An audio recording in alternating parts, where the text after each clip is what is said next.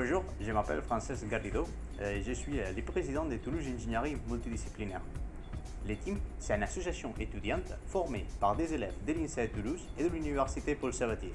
Donc, notre but, c'est de développer des véhicules à très faible consommation. Bienvenue dans Yapluka. C'est parti. Création en 1995 ou 2010. Ça a été créé en 1995 entre un prof et des étudiants qui ont décidé de participer à ce type de compétition à faible consommation. 2 mois ou 2 ans. La fabrication d'un véhicule dans notre association, normalement, prend autour de 2 ans. Mais si on compte les processus de conception, fabrication et utilisation, ce sont des projets qui durent normalement plus que les scolarités d'un élève, essence ou électrique. Nous avons roulé en hydrogène, en électrique, en essence et en éthanol. On roule en éthanol en ce moment parce que ça nous permet de construire nos propres moteurs. Vitesse ou énergie?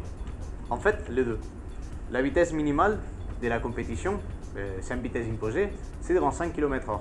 Donc, c'est-à-dire qu'au minimum, notre vitesse sera la vitesse d'un véhicule circulant en ville, c'est-à-dire autour de 30 km/h, pour être sûr qu'on va tarder moins de temps que les maximums. Mais après, pour nous, le plus important, c'est la consommation.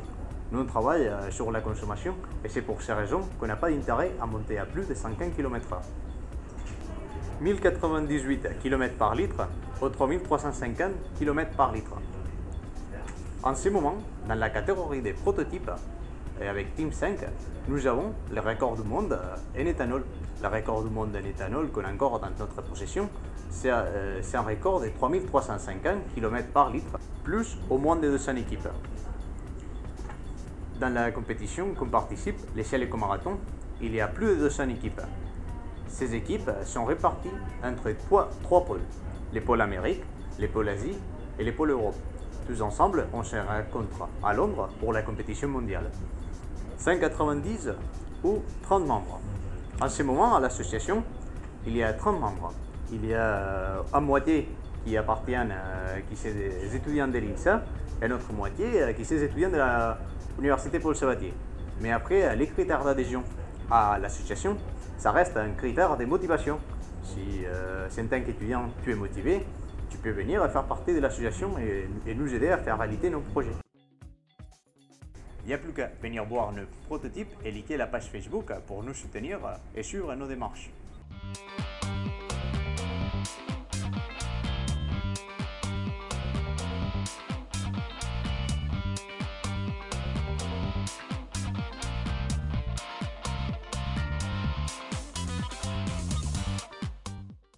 Je suis le président de Toulouse Ingénierie.